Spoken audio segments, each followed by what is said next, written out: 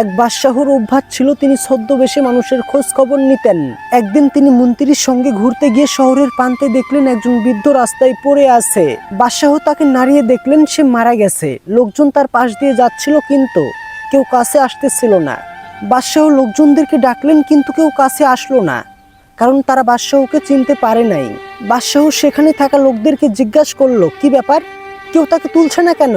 লোকেরা বলল, সে খুবই খারাপ এবং পাপী মানুষ ছিল।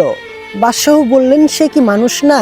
তারপরে তিনি নিজেই লোকটির লাশ তুলে নিয়ে গিয়ে বাড়িতে পৌঁছে দিলেন এবং তার স্ত্রীর কাছে মানুষের আচরণের কথা বললেন। স্ত্রী তার স্বামীর লাশ দেখে কাঁদতে লাগলেন এবং বললেন, আমি সাক্ষ্য দিচ্ছি আমার স্বামী খুবই সৎ মানুষ ছিল। এই কথা শুনে বাদশাহ অবাক হয়ে বলল, এটা কিভাবে সম্ভব? লোকেরা তো তার নিন্দা করছিল, এমনকি তার লাশটাও ছুঁতে চাচ্ছিল না। স্ত্রী বলল, আমি জানতাম লোকেরা এমনটাই করবে।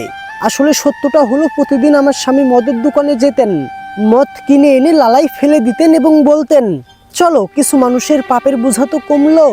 আর রাতে তিনি এক খারাপ নারী কাছে যেতেন, তাকে পুরো রাতের টাকা দিয়ে বলতো, তুমি দরজা বন্ধ করে রাখো, কেউ যেন তোমার কাছে না আসে। তারপরে তিনি বাড়ি ফিরে বলতেন, খোদার কাছে শুকরিয়া, ওই নারী এবং কিছু যুবকের পাপের বোঝা কিছুটা কমাতে পারলাম।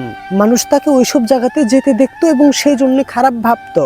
আমি তাকে বলতাম, মনে রেখো, তুমি যেদিন মারা যাবে কেউ তোমাকে গোসল করাতে আসবে না, কেউ তোমার জানাজায় আসবে না। তিনি হাসতেন এবং বলতেন, তুমি ভয় পেও না, তুমি দেখবে আমার জানাজার সময়ের বাদশা এবং শত লোকেরা বহন করবে। এই কথা শুনে বাদশাহ কেঁদে ফেললেন এবং বললেন, আমি সেই বাদশা, আগামীকালকে আমরাই তার গোসল করাবো, তার জানাজা দিব এবং শেষ কৃত্য সম্পূর্ণ করব।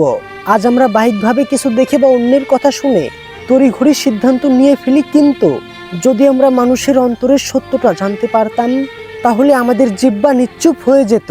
কাউকে ভুল বুঝার আগে দেখে নিন সে আসলেও তেমন কি না। আমাদের বলা বা ভাবার কারণেই কেউ সঠিক বা ভুল হয়ে যায় না। যে ভুল সে ভুলই থাকবে, আর যে সঠিক সে সঠিকই থাকবে।